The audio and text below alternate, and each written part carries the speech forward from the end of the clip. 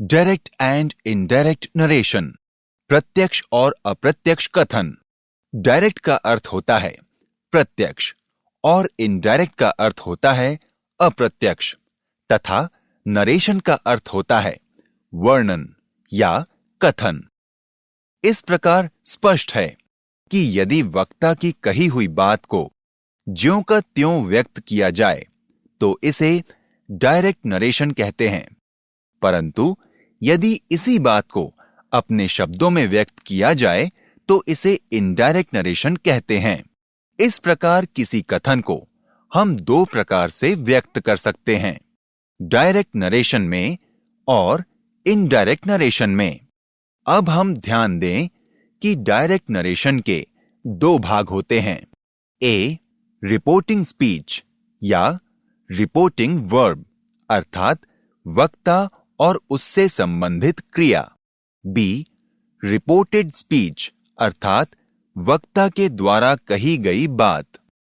Reporting verb या reporting speech को भी दो भागों में विभाजित किया जाता है, ए रिपोर्टर अर्थात वक्ता, बी रिपोर्टिंग वर्ब अर्थात वक्ता से संबंधित क्रिया। प्रत्येक भाग को भली भांति समझने के लिए इस उदाहरण पर ध्यान दें। He said, I have a book. यहां पर he वक्ता अर्थात रिपोर्टर है, said वक्ता से संबंधित क्रिया अर्थात रिपोर्टिंग वर्ब है, तथा I have a book वक्ता द्वारा कहा गया कथन अर्थात रिपोर्टेड स्पीच है। डायरेक्ट नरेशन के लेखन की शैली यह है कि रिपोर्टिंग स्पीच के बाद कॉमा अर्थात अल्प विराम का प्रयोग किया जाता है। इसके बाद आने वाली रिपोर्टेड स्पीच, जो कि वक्ता का कथन होता है, को डबल इन्वर्टेड कॉमास के अंतर्गत रखा जाता है।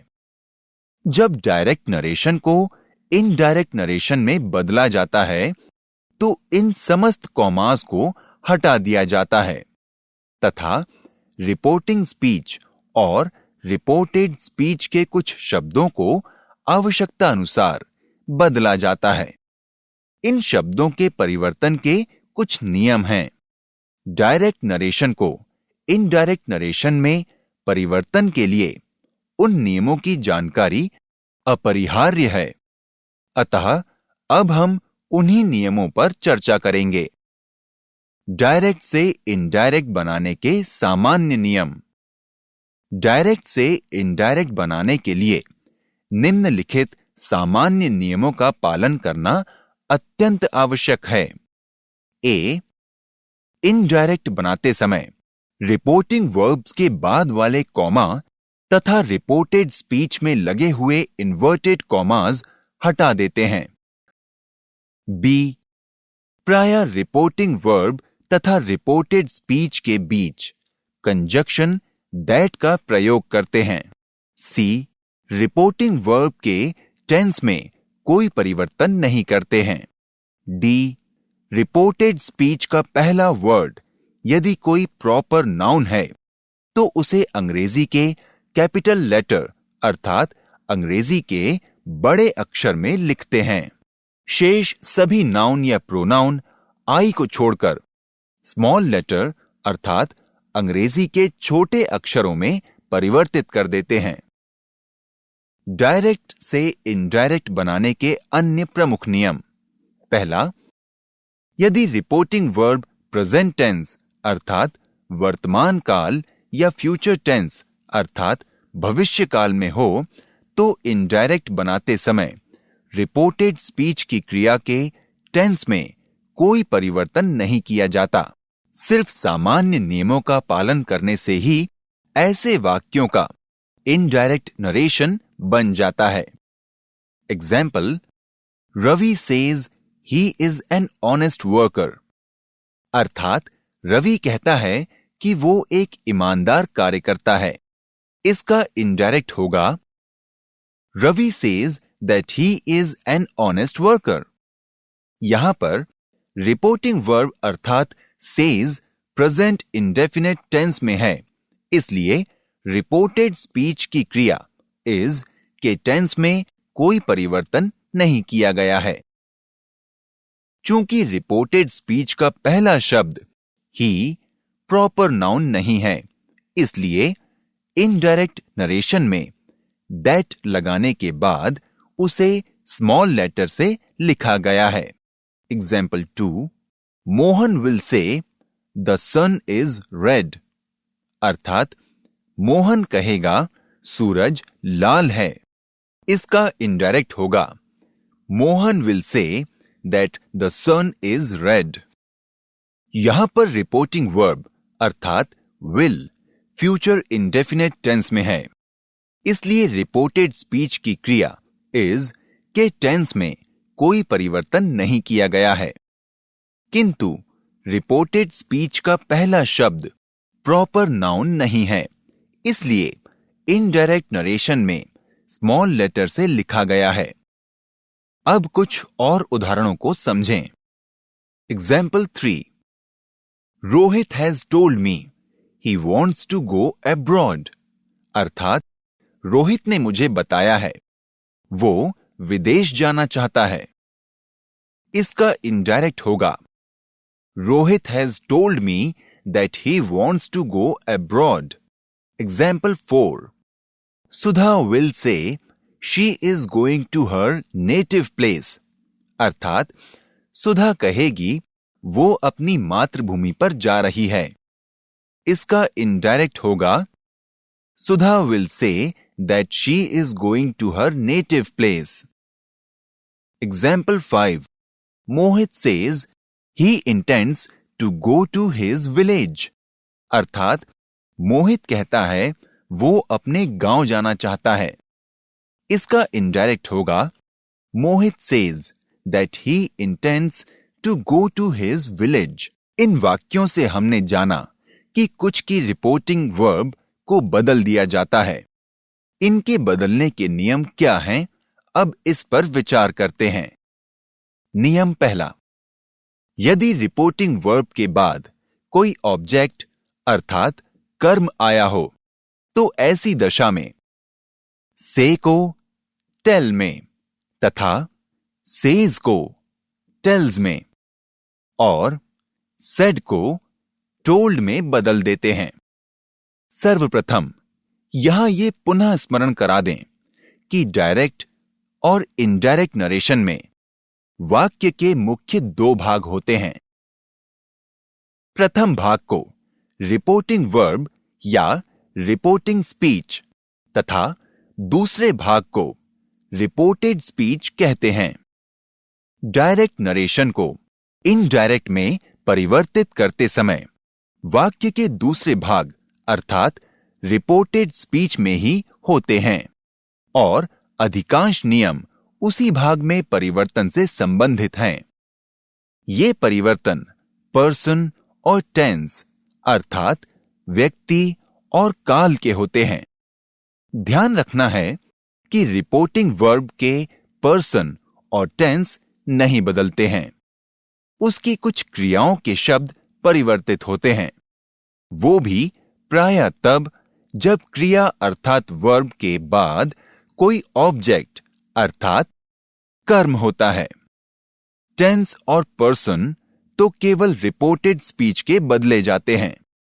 इनके परिवर्तन की शर्तें रिपोर्टिंग वर्ब में निहित होती हैं और नियम रिपोर्टेड स्पीच में। उन्हीं शर्तों और नियमों की चर्चा विस्तार से इस चैप्टर में की जा रही है। इस श्रृंखला में यह पहले ही बताया जा चुका है कि यदि रिपोर्टिंग वर्ब प्रेजेंट टेंस या फ्यूचर टेंस में होगा तो रिपोर्टेड स्पीच के टेंस में कोई परिवर्तन नहीं होगा, केवल पर्सन अर्थात व्यक्ति परिवर्तित होंगे। रिपोर्टेड स्पीच के टेंस में परिवर्तन तभी होगा जब रिपोर्टिंग वर्ब पास्ट टेंस अर्थात भूतकाल में हो। अब जानना यह होता है कि यदि रिपोर्टिंग वर्ब पास्ट टेंस में है तो रिपोर्टेड स्पीच के प्रेजेंट टेंस किस में परिवर्तित होंगे। इसी प्रकार पास्ट टेंस और फ्यूचर टेंस किस में परिवर्तित होंगे? चूंकि तीनों टेंस प्रेजेंट, पास्ट और फ्यूचर प्रत्येक के 4 उपभाग होते हैं और उन्हें भी हम टेंस कहते हैं। अतः उन उपभागों के परिवर्तन के नियम को गहराई से समझना चाहिए। Interchange of tenses. Reporting verb के अनुसार पोटेड स्पीच के टेंस में परिवर्तन के नियम। यदि रिपोर्टिंग वर्ब भूतकाल अर्थात पास्ट टेंस में हो तो ऐसी दशा में इनडायरेक्ट बनाते समय रिपोर्टेड स्पीच की क्रिया के टेंस में निम्न प्रकार से परिवर्तन किया जाएगा। ए, प्रेजेंट इंडेफिनेट परिवर्तित होगा पास्ट इंडेफिनेट में। इसके तहत इज एम आर बदलेगा वॉज वेयर में। जैसे he said to me I help you, अर्थात उसने मुझसे कहा मैं तुम्हारी मदद करता हूं। इसका इनडायरेक्ट होगा he told me that he helped me. B, present continuous tense परिवर्तित होगा पास्ट कंटिन्यूअस टेंस में। इसमें इज गोइंग एवं एम गोइंग बदलेगा वॉज गोइंग में तथा आर गोइंग बदलेगा वर गोइंग में। जैसे she said I am willing to do, अर्थात उसने कहा मैं करना चाह रही हूं। इसका इनडायरेक्ट है she said that she was willing to do. C, present perfect tense परिवर्तित होगा पास्ट परफेक्ट टेंस में। इसके तहत हैज हैव बदलेगा हैड में। जैसे Ram said I have bought a red diary, अर्थात राम ने कहा मैंने एक लाल डायरी खरीदी है। इसका इनडायरेक्ट होगा Ram said that he had bought a red diary. D, present perfect continuous tense परिवर्तित होगा पास्ट परफेक्ट कंटिन्यूअस टेंस में। इसके तहत हैज बीन या हैव बीन बदलेगा हैड बीन में। Shyam said to me I have been living here for a week, अर्थात श्याम ने मुझसे कहा मैं 1 सप्ताह से यहां रह रहा हूं। इसका इनडायरेक्ट होगा Shyam told me that he had been living there for a week. E, past indefinite tense परिवर्तित होगा पास्ट परफेक्ट टेंस में। इसके तहत क्रिया का सेकंड फॉर्म बदलेगा हैड और क्रिया के थर्ड फॉर्म में। जैसे you said she wrote a letter, अर्थात तुमने कहा उसने एक पत्र लिखा। इसका इनडायरेक्ट होगा you said that she had written a letter. Note, यह वर्ब रोट राइट का सेकंड फॉर्म है जो कि हैड तथा राइट के थर्ड फॉर्म रिटन में परिवर्तित हुआ है। एफ, पास्ट कंटिन्यूअस परिवर्तित होगा पास्ट परफेक्ट कंटिन्यूअस टेंस में। इसके तहत वॉज एंड वर बदलेगा हैड बीन में। जैसे Ram said the girl was dancing, अर्थात राम ने कहा कि लड़की नाच रही थी। इसका इनडायरेक्ट होगा Ram said that the girl had been dancing. जी, पास्ट परफेक्ट टेंस तथा पास्ट परफेक्ट कंटिन्यूअस टेंस में कोई परिवर्तन नहीं होता है। Example, mister Yadav said to me I had finished the work, अर्थात मिस्टर यादव ने मुझसे कहा मैं काम समाप्त कर चुका हूं। इसका इनडायरेक्ट होगा mister Yadav told me that he had finished the work. इस वाक्य में टेंस में परिवर्तन नहीं हुआ है, केवल पर्सन परिवर्तित हुआ है। एच, फ्यूचर टेंस निम्न प्रकार से परिवर्तित होता है। शैल बदलेगा शुड में, विल बदलेगा वुड में। तात्पर्य यह है कि फ्यूचर टेंस में सहायक क्रियाएं केवल 2 शैल और विल ही होती है और ये ही क्रमशः शुड और वुड में पर्सन के अनुसार परिवर्तित होती है। कुछ अन्य परिवर्तन निम्न प्रकार से होते हैं: मे माइट में, कैन कुड में, डू नॉट या डज नॉट डिड नॉट में, डिड नॉट परिवर्तित होगा हैड नॉट में, वॉज एवं वर परिवर्तित होंगे हैड बीन में। किंतु ध्यान रहे कि मस्ट व टू गो में इनडायरेक्ट बनाते समय कोई परिवर्तन नहीं किया जाता है। इन नियमों पर आधारित कुछ उदाहरण पहले भी दिए जा चुके हैं। अभ्यास के लिए कुछ और उदाहरण सुनें। Example 1, he said Ram has a red car, अर्थात उसने कहा राम के पास एक लाल कार है। इसका इनडायरेक्ट होगा he said that Ram had a red car. Example 2, he said the students have been playing in the ground for 2 hours. अर्थात उसने कहा विद्यार्थी मैदान में 2 घंटे से खेल रहे हैं। इसका इनडायरेक्ट होगा he said that the students had been playing in the ground for 2 hours. Example 3, Golu said The uncle went to village. अर्थात गोलू ने कहा चाचा गांव गए। इसका इनडायरेक्ट होगा Golu said that the uncle had gone to village. Example 4, he said Monu can play. अर्थात उसने कहा मोनू खेल सकता है। इसका इनडायरेक्ट होगा he said that Monu could play. Example 5, He said Nandu may drive. अर्थात उसने कहा नंदू गाड़ी चला सकता है। इसका इनडायरेक्ट होगा He said that Nandu might drive. Example 6, He said the clerk does not help. अर्थात उसने कहा बाबू मदद नहीं करता है। इसका इनडायरेक्ट होगा He said that the clerk did not help. Example 7, he said the accountant had already sent the letter. अर्थात उसने कहा लेखाकार पहले ही पत्र भेज चुका है। इसका इनडायरेक्ट होगा he said that the accountant had already sent the letter. Example 8, he said Gopal was not invited. अर्थात उसने कहा गोपाल आमंत्रित नहीं था। इसका इनडायरेक्ट होगा he said that Gopal had not been invited. Example 9, he said the patient will take the medicine.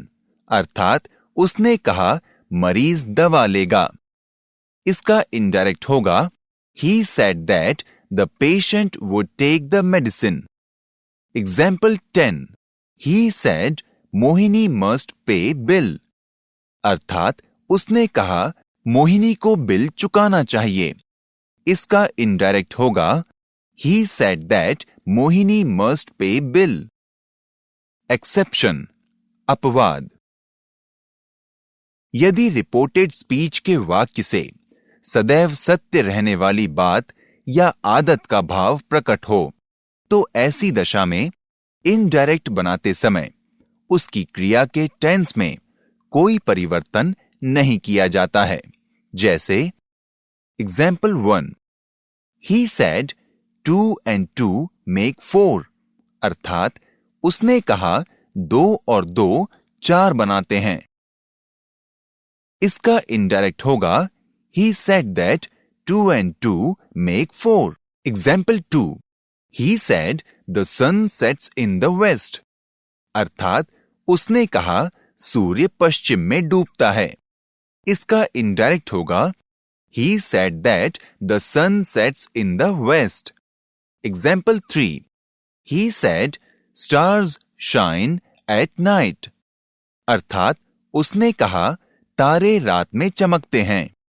इसका indirect होगा he said that stars shine at night. Example 4, he said lions roar in the forest. अर्थात उसने कहा शेर जंगल में दहाड़ते हैं। इसका indirect होगा He said that lions roar in the forest. यहां पर पहले और दूसरे उदाहरणों में सदैव सत्य रहने वाली बात अर्थात यूनिवर्सल ट्रुथ का भाव उत्पन्न हो रहा है तथा बीच के दोनों उदाहरणों में आदत का भाव प्रकट हो रहा है। इसलिए सभी उदाहरणों में इनडायरेक्ट बनाते समय रिपोर्टेड स्पीच की क्रिया के टेंस में कोई परिवर्तन नहीं किया गया है। Change of persons. Change of persons indirect बनाते समय प्रोनाउन अर्थात सर्वनाम में परिवर्तन के नियम। सर्वप्रथम आप ये जान लें कि जिस प्रोनाउन में परिवर्तन की बात यहां पर होगी उसका नाम है पर्सनल प्रोनाउन। इसे 3 भागों में विभाजित किया गया है। ए, फर्स्ट पर्सन का पर्सनल प्रोनाउन। इसके अंतर्गत आई तथा वी आते हैं। बी, सेकंड पर्सन का पर्सनल प्रोनाउन। इसके अंतर्गत यू आता है। सी, थर्ड पर्सन का पर्सनल प्रोनाउन। इसके अंतर्गत ही, शी, दे तथा इट आते हैं। अब प्रश्न है कि पर्सन को चेंज करने के नियम क्या हैं? नियम के तौर पर संक्षेप में सन शब्द का प्रयोग किया जाता है जिसका अर्थ है कि रिपोर्टेड स्पीच का फर्स्ट पर्सन बदलेगा एस अर्थात सब्जेक्ट के अनुसार, सेकंड पर्सन ओ अर्थात ऑब्जेक्ट के अनुसार एवं थर्ड पर्सन एन अर्थात नो चेंज होता है। तात्पर्य यह है कि थर्ड पर्सन नहीं बदलता है। नियम 1, रिपोर्टेड स्पीच के फर्स्ट पर्सन के प्रोनाउंस को रिपोर्टिंग वर्ब के सब्जेक्ट के पर्सन के अनुसार परिवर्तित किया जाता है। जैसे example 1, he said to me I am taking exercise अर्थात उसने मुझसे कहा मैं व्यायाम कर रहा हूं। इसका इनडायरेक्ट होगा He told me that he was taking exercise. Example 2, he said to you, I will support you. अर्थात उसने तुमसे कहा मैं तुम्हारा समर्थन करूंगा। इसका इनडायरेक्ट होगा He told you that he would support you. यहां पर दोनों ही उदाहरणों में रिपोर्टेड स्पीच के सब्जेक्ट हैं फर्स्ट पर्सन के पर्सनल प्रोनाउन, इसलिए इन्हें रिपोर्टिंग वर्ब के सब्जेक्ट के अनुसार परिवर्तित किया गया है। कुछ अन्य उदाहरण देखें। Example 1, workers said we went to take rest अर्थात कर्मचारियों ने कहा हम आराम करना चाहते हैं। इसका इनडायरेक्ट होगा workers said that they wanted to take rest. Example 2, I said to him, I am giving advice अर्थात मैंने उससे कहा मैं सलाह दे रहा हूं। इसका इनडायरेक्ट होगा I told him that I was giving advice. Example 3, Mona said to him, I am paying attention अर्थात मोना ने उससे कहा मैं ध्यान दे रही हूं। इसका इनडायरेक्ट होगा Mona told him that she was paying attention. नियम 2, रिपोर्टेड स्पीच के सेकंड पर्सन के पर्सनल प्रोनाउंस को रिपोर्टिंग वर्ब के ऑब्जेक्ट अर्थात कर्म के पर्सन के अनुसार परिवर्तित किया जाता है। जैसे example 1, Ram said to me you are right अर्थात राम ने मुझसे कहा कि तुम सही हो। इसका इनडायरेक्ट होगा Ram told me that I was right. Example 2, my father said to me you should go अर्थात मेरे पिता ने मुझसे कहा तुम्हें जाना चाहिए। इसका इनडायरेक्ट होगा my father told me that I should go. यहां पर दोनों उदाहरणों में रिपोर्टेड स्पीच का सब्जेक्ट सेकंड पर्सन का पर्सनल प्रोनाउन है, जिसे रिपोर्टिंग वर्ब के ऑब्जेक्ट के अनुसार परिवर्तित किया गया है। कुछ अन्य उदाहरण भी देखें। Example 1, my uncle said to him, you are an honest student. अर्थात मेरे चाचा ने उससे कहा, तुम ईमानदार विद्यार्थी हो। इसका इनडायरेक्ट होगा, my uncle told him that he was an honest student. Example 2, Hari said to me, you are great.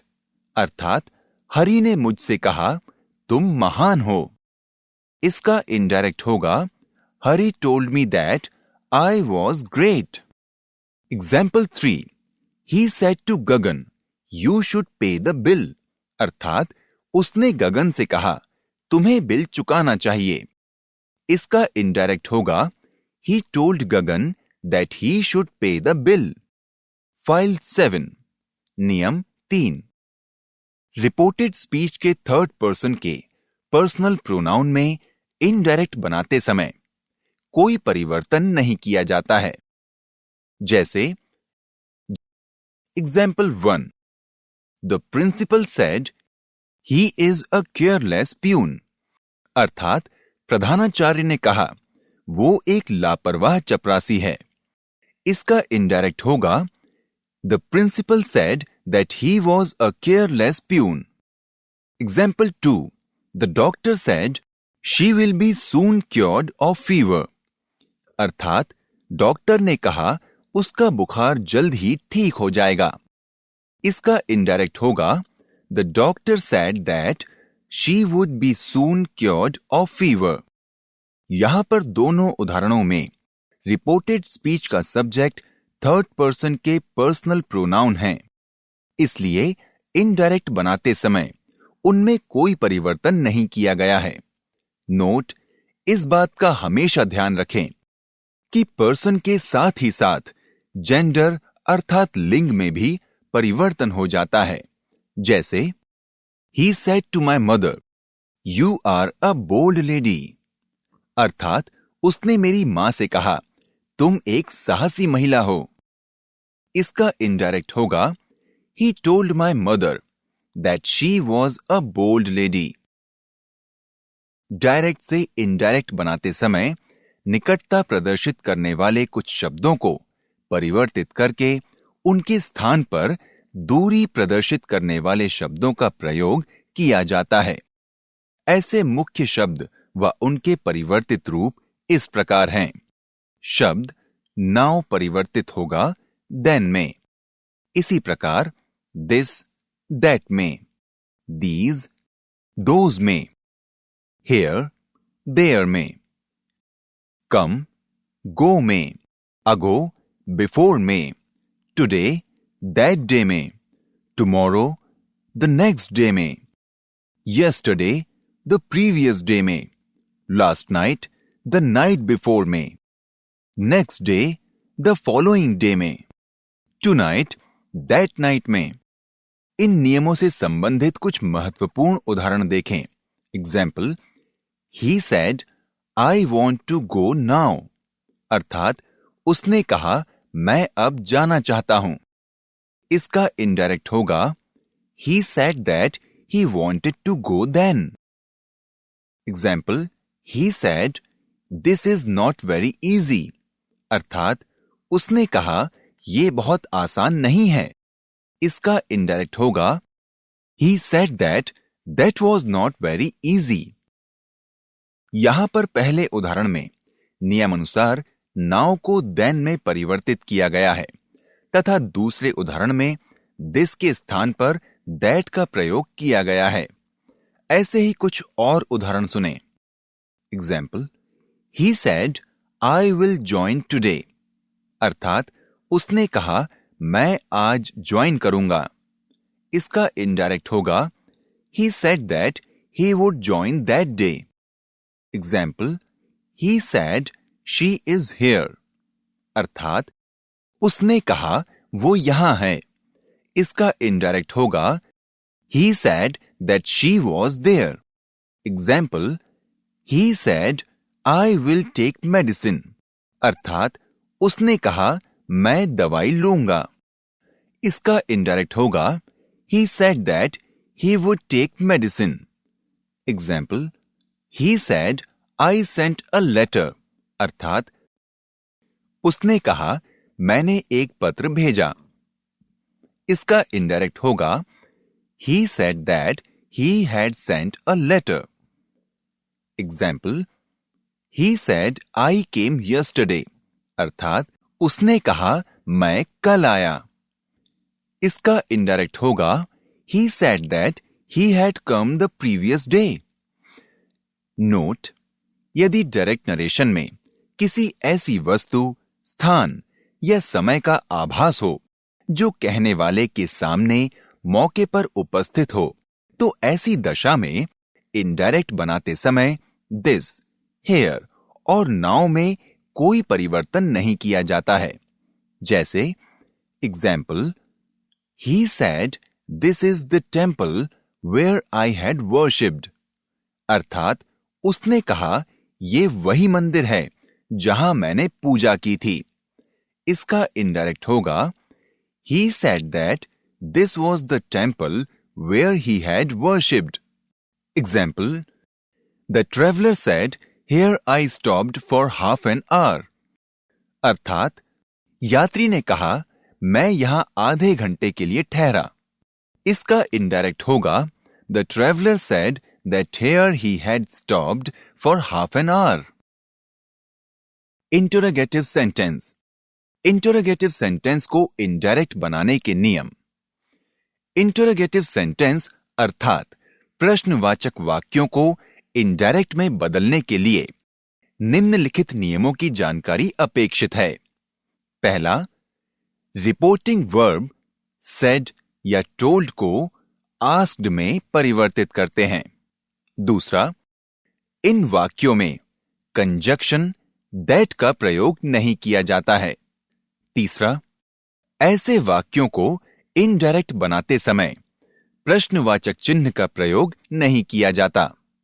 चौथा, यदि रिपोर्टेड स्पीच किसी सहायक क्रिया से आरंभ हो तो इनडायरेक्ट बनाते समय इफ या वेदर का प्रयोग कंजक्शन के स्थान पर करते हैं।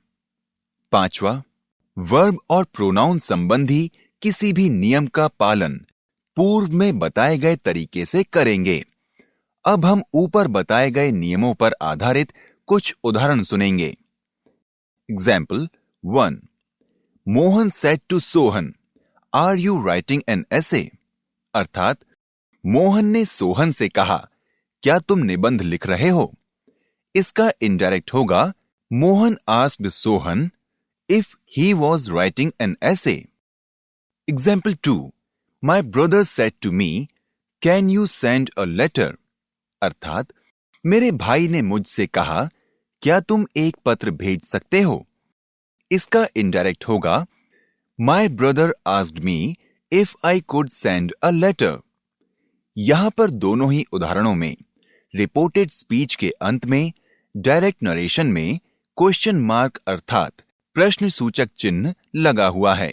अतः स्पष्ट है कि यहां पर इनडायरेक्ट बनाने के लिए इंटरोगेटिव सेंटेंस के नियमों का पालन करना होगा।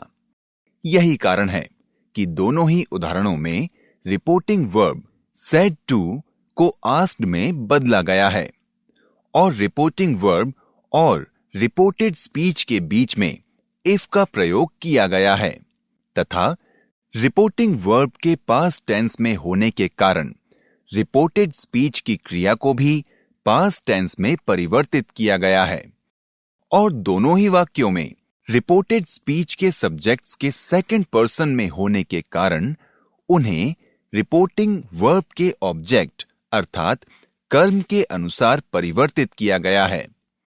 अब हम कुछ उदाहरण और सुने। Example 1, Ravi said to me, do you not help the stranger? अर्थात रवि ने मुझसे कहा क्या तुम अजनबी की मदद नहीं करते हो? इसका इनडायरेक्ट होगा Ravi asked me if I did not help the stranger. Example 2, the director said to the accountant, does the peon not work honestly? अर्थात निर्देशक ने लेखाकार से कहा, क्या चपरासी ईमानदारी से कार्य नहीं करता है? इसका इनडायरेक्ट होगा, the director asked the accountant if the peon did not work honestly. Example 3. Deepak said to Rahul, are you standing on the platform? अर्थात दीपक ने राहुल से कहा, क्या तुम प्लेटफॉर्म पर खड़े हो? इसका इनडायरेक्ट होगा, Deepak asked Rahul if he was standing on the platform. 6th, यदि रिपोर्टेड स्पीच का पहला शब्द who, when, which, where, why तथा how जैसा कोई प्रश्न सूचक शब्द हो तो इनडायरेक्ट बनाते समय रिपोर्टिंग वर्ब तथा रिपोर्टेड स्पीच के बीच that, if या whether जैसे किसी भी कंजक्शन का प्रयोग नहीं किया जाता. दूसरे शब्दों में हम ये कह सकते हैं कि यदि डायरेक्ट नरेशन में रिपोर्टेड स्पीच किसी प्रश्न सूचक शब्द से आरंभ हुई हो तो इनडायरेक्ट नरेशन में भी उसे उसी प्रश्न सूचक शब्द से ही आरंभ करेंगे. साथ ही ये भी ध्यान रखना है कि ऐसे वाक्यों में ये प्रश्नवाचक शब्द कंजक्शन का कार्य करते हैं और वाक्य अफर्मेटिव बन जाता है. जैसे Ram said to me, where does he go? अर्थात राम ने मुझसे कहा, वो कहां जाता है? इसका इनडायरेक्ट होगा, Ram asked me where he went. यहां पर डायरेक्ट नरेशन में रिपोर्टेड स्पीच प्रश्न सूचक शब्द वेयर से आरंभ हुआ है, इसलिए इनडायरेक्ट नरेशन में भी रिपोर्टेड स्पीच को प्रश्न सूचक शब्द के बाद वेयर से ही शुरू किया गया है. The principal said to clerk, where do you live? अर्थात प्रधानाचार्य ने क्लर्क से कहा, तुम कहां रहते हो? इसका इनडायरेक्ट होगा, the principal asked clerk where he lived. यहां पर भी रिपोर्टेड स्पीच प्रश्न सूचक शब्द वेयर से आरंभ हुआ है, इसलिए इनडायरेक्ट नरेशन में भी उसे प्रश्न सूचक शब्द वेयर से शुरू किया गया है. इसी प्रकार के कुछ और उदाहरण सुने. Rahul said to me, why did you cry yesterday? अर्थात राहुल ने मुझसे कहा, तुम कल क्यों रोए? इसका इनडायरेक्ट होगा, Rahul asked me why I had cried the previous day. Example 2. He said to Mohan, how will you manage it? अर्थात उसने मोहन से कहा, तुम इसे कैसे संभालोगे? इसका इनडायरेक्ट होगा, he asked Mohan how he would manage it. Example 3. She said to me, how will you pass the examination? अर्थात उसने मुझसे कहा, तुम परीक्षा कैसे उत्तीर्ण करोगे? इसका इनडायरेक्ट होगा, she asked me how I would pass the examination. Imperative sentences. Commands and requests से संबंधित वाक्य. आदेश, आज्ञा, निवेदन और सलाह से संबंधित वाक्यों को इनडायरेक्ट बनाते समय निम्नलिखित नियमों का पालन करना अत्यंत आवश्यक है. पहला, रिपोर्टिंग वर्ब सेड टू को भाव के अनुसार ordered, requested, asked, commanded, forbid, advised और suggested में बदल देते हैं.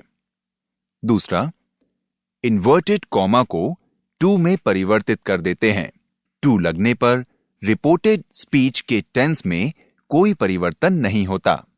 तीसरा, इन्वर्टेड कॉमा के अंदर प्लीज या काइंडली आदि शब्दों का प्रयोग नहीं करना चाहिए, क्योंकि ये भाव तो रिपोर्टिंग वर्ब से ही मिल जाता है. ऐसे कुछ उदाहरण सुने. Example, Monu said to me come here. अर्थात मोनू ने मुझसे कहा यहां आओ. इसका इनडायरेक्ट होगा, Monu ordered me to come here. यहां पर मोनू के द्वारा आदेश देने का भाव है, इसलिए रिपोर्टिंग वर्ब के सेड टू को ऑर्डर्ड में परिवर्तित किया गया है.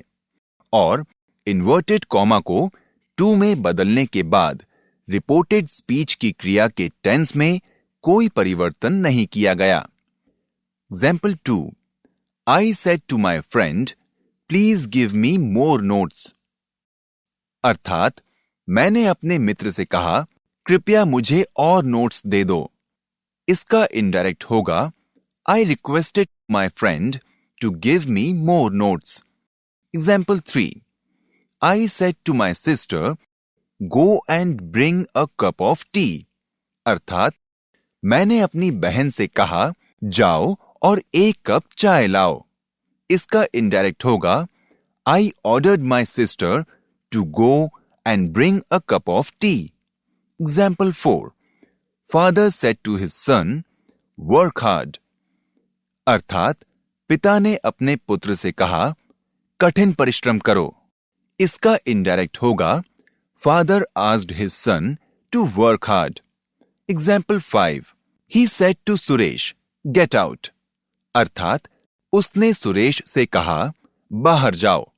इसका इनडायरेक्ट होगा, He ordered Suresh to get out. यदि रिपोर्टेड स्पीच डू नॉट से शुरू हो तो ऐसी दशा में वाक्य को इनडायरेक्ट बनाने के लिए निम्न बातों पर ध्यान देना चाहिए। पहला, रिपोर्टिंग वर्ब को फॉरबिड में बदलकर डू नॉट को हटा देना चाहिए। दूसरा, इन्वर्टेड कॉमा को टू में परिवर्तित कर देना चाहिए, अथवा डू को हटाकर नॉट व रिपोर्टेड स्पीच की क्रिया के बीच टू का प्रयोग करना चाहिए। ऐसी दशा में रिपोर्टिंग वर्ब के स्थान पर फॉरबिड की जगह आस्क्ड या एडवाइज्ड का प्रयोग करना चाहिए। जैसे, Ravi said to me, do not disturb anybody. अर्थात रवि ने मुझसे कहा, किसी को परेशान मत करो। इसका इनडायरेक्ट होगा, Ravi forbade me to disturb anybody, अथवा Ravi advised me not to disturb anybody. Example 2, Bablu said to him, do not waste money. अर्थात बबलू ने उससे कहा, पैसा बर्बाद मत करो। इसका इनडायरेक्ट होगा, Bablu forbade him to waste money, अथवा Bablu advised him not to waste money. यहां पर दोनों ही उदाहरणों में रिपोर्टेड स्पीच डू नॉट से शुरू हुई है। इसलिए इनडायरेक्ट नरेशन बताए हुए दो तरीकों से बनाए गए हैं। पहले तरीके में रिपोर्टिंग वर्ब को फॉरबिड में बदलकर इन्वर्टेड कॉमा को टू में परिवर्तित किया गया है, तथा दूसरे तरीके में रिपोर्टिंग वर्ब के स्थान पर फॉरबिड के बदले एडवाइज्ड का प्रयोग करते हुए नॉट व रिपोर्टेड स्पीच की क्रिया के बीच टू का प्रयोग करके इनडायरेक्ट नरेशन बनाया गया है। कुछ और उदाहरण सुने। My father said to me, do not run on the road. अर्थात मेरे पिता ने मुझसे कहा, सड़क पर मत दौड़ो। इसका इनडायरेक्ट होगा, my father forbid me to run on the road, अथवा my father advised me not to run on the road. Example 2, Ram said to his brother, do not go near well. अर्थात राम ने अपने भाई से कहा, कुएं के पास मत जाओ। इसका इनडायरेक्ट होगा, Ram forbid his brother to go near well, अथवा Ram advised his brother not to go near well. Example 3, the teacher said to the student, do not copy others. अर्थात अध्यापक ने विद्यार्थी से कहा, दूसरों की नकल मत करो। इसका इनडायरेक्ट होगा, the teacher forbid his student to copy others, अथवा the teacher advised his student not to copy others. Exclamatory sentences, विस्मय सूचक वाक्यों को इनडायरेक्ट में परिवर्तित करने के नियम। विस्मय सूचक वाक्यों को इनडायरेक्ट में परिवर्तित करने के लिए निम्न बातों पर ध्यान देना आवश्यक है। पहला, रिपोर्टिंग वर्ब सेड के स्थान पर भाव के अनुसार एक्सक्लेम्ड, विश्ड, प्रेड, अप्लाउडेड इत्यादि शब्दों का प्रयोग करना चाहिए।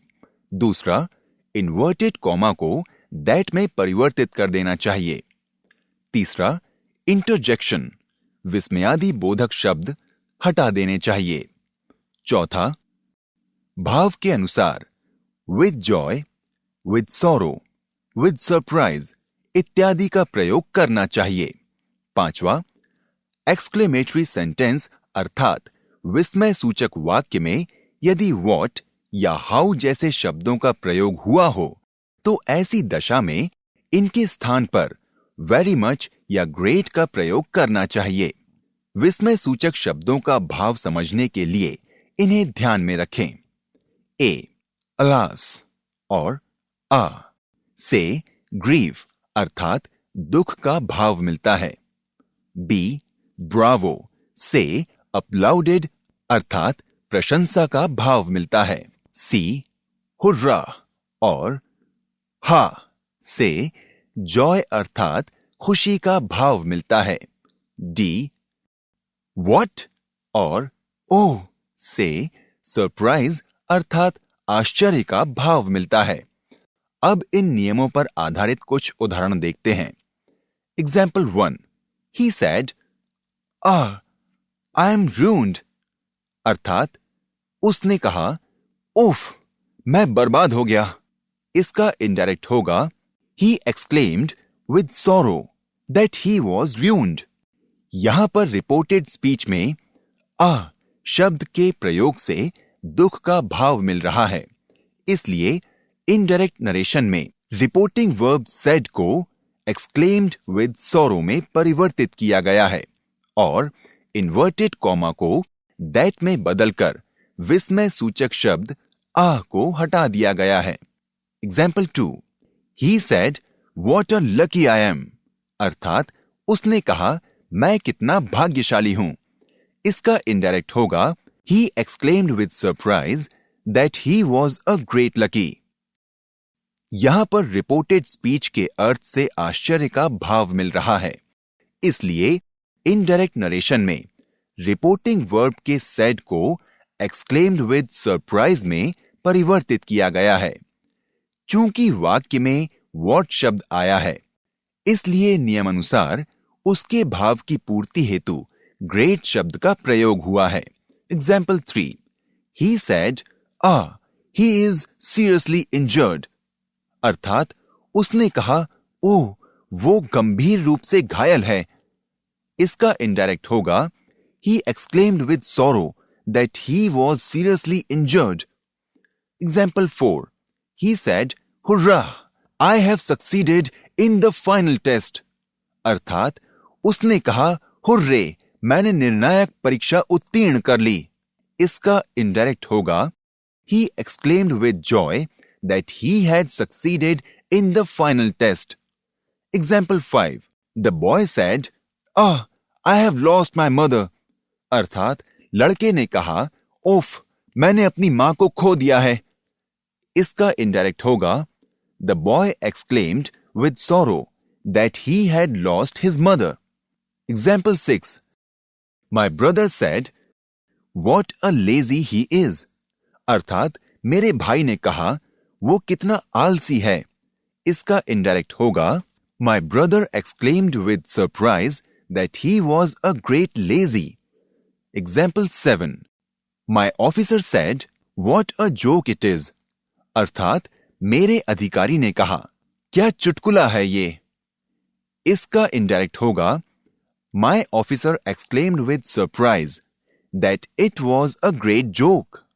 Example 8, the principal said to me, bravo, you have won the first prize अर्थात प्रधानाचार्य ने मुझसे कहा, शाबाश, तुमने प्रथम पुरस्कार प्राप्त किया है। इसका इनडायरेक्ट होगा, the principal exclaimed with joy that I had won the first prize. Let से संबंधित वाक्यों को इनडायरेक्ट में परिवर्तित करने के नियम। लेट से संबंधित वाक्यों को निम्नलिखित दो भागों में विभाजित किया गया है। ए, साधारणतः लेट वाले वाक्यों से प्रपोजल अर्थात प्रस्ताव का बोध होता है और लेट के बाद अस आता है। ऐसे वाक्यों को इनडायरेक्ट में परिवर्तित करने के लिए निम्न बातों पर ध्यान देना चाहिए। पहला, रिपोर्टिंग वर्ब्स को प्रपोज या सजेस्ट में बदल देना चाहिए। दूसरा, इन्वर्टेड कॉमा को दैट में बदल देना चाहिए। तीसरा, लेट को शुड में बदल देना चाहिए। चौथा, ऑब्जेक्टिव केस अस को नॉमिनेटिव केस वी में बदल देना चाहिए। पांचवा, शुड को सब्जेक्ट वी के बाद रखना चाहिए।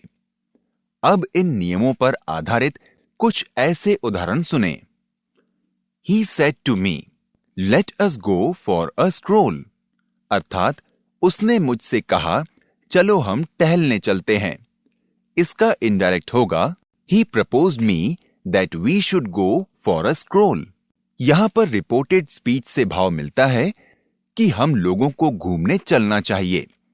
यहां अर्थ से प्रस्ताव रखने का भाव मिल रहा है, इसलिए रिपोर्टिंग वर्ब के said to को प्रपोज्ड में परिवर्तित किया गया है, इन्वर्टेड कॉमा को दैट में बदला गया है तथा लेट को शुड में बदल दिया गया है। उसे नॉमिनेटिव केस में परिवर्तित कर वी के बाद रखा गया है। यहां पर यह स्पष्ट रूप से समझ लें कि अस है ऑब्जेक्टिव केस, इसका नॉमिनेटिव केस होता है वी, जिसका प्रयोग शुड के पूर्व किया गया है। यदि सारे नियमों को भली भांति अप्लाई किया जाएगा तो इनडायरेक्ट नरेशन बनाने में कोई असुविधा नहीं होगी। He said, let us pay fee। अर्थात उसने कहा, हम लोगों को शुल्क जमा करनी चाहिए। इसका इनडायरेक्ट होगा, He suggested that we should pay fee। अब यहां रिपोर्टेड स्पीच का अर्थ है, हम लोगों को शुल्क जमा करनी चाहिए। अर्थ से सुझाव का भाव व्यक्त हो रहा है, इसलिए रिपोर्टिंग वर्ब सेड को सजेस्टेड में परिवर्तित किया गया है। यह बात स्पष्ट रूप से समझ लें कि रिपोर्टेड स्पीच का अर्थ समझकर रिपोर्टिंग वर्ब के भाव के अनुसार परिवर्तन करना चाहिए। जैसे He said, let us give the donation। अर्थात उसने कहा, हम लोगों को अनुदान देना चाहिए। इसका इनडायरेक्ट होगा, He suggested that we should give the donation। Example 2, He said, let us call him। अर्थात उसने कहा, हमें उसको बुलाना चाहिए। इसका इनडायरेक्ट होगा, He proposed that we should call him। Example 3, He said, let us buy a mobile। अर्थात उसने कहा, चलो एक मोबाइल खरीदा जाए। इसका इनडायरेक्ट होगा, He suggested that we should buy a mobile। Example 4, Rahul said, let us obey the elderly people। अर्थात राहुल ने कहा, हमें बड़े लोगों की आज्ञा का पालन करना चाहिए। इसका इनडायरेक्ट होगा, Rahul suggested that we should obey the elderly people। B, कभी-कभी लेट से संबंधित वाक्यों में लेट के बाद मी, हिम, हर, देम आदि का प्रयोग होता है। इन वाक्यों से इच्छा अर्थात विश का बोध होता है। ऐसे वाक्यों को इनडायरेक्ट में बदलने के लिए निम्न बातों पर ध्यान देना चाहिए। पहला, रिपोर्टिंग वर्ब को विश में बदल देना चाहिए।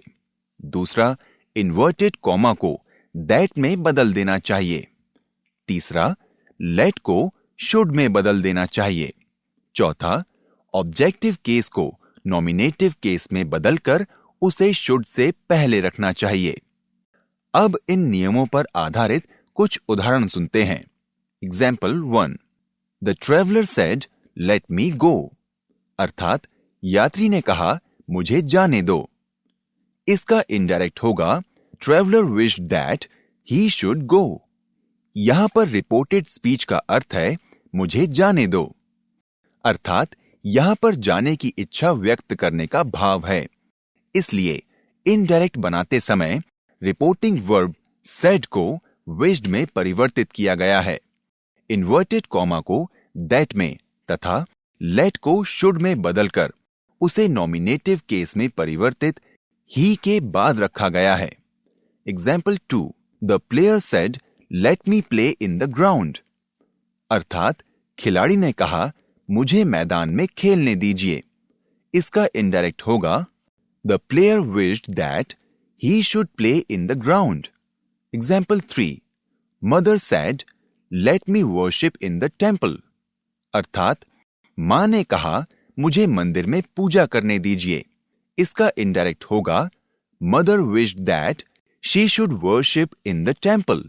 Example 4, the principal said let me attend the meeting, अर्थात प्रधानाचार्य ने कहा मुझे बैठक में उपस्थित होने दीजिए। इसका इनडायरेक्ट होगा the principal wished that he should attend the meeting. Example 5, the teacher said let me teach the students, अर्थात अध्यापक ने कहा मुझे विद्यार्थियों को पढ़ाने दीजिए। इसका इनडायरेक्ट होगा the teacher wished that he should teach the students.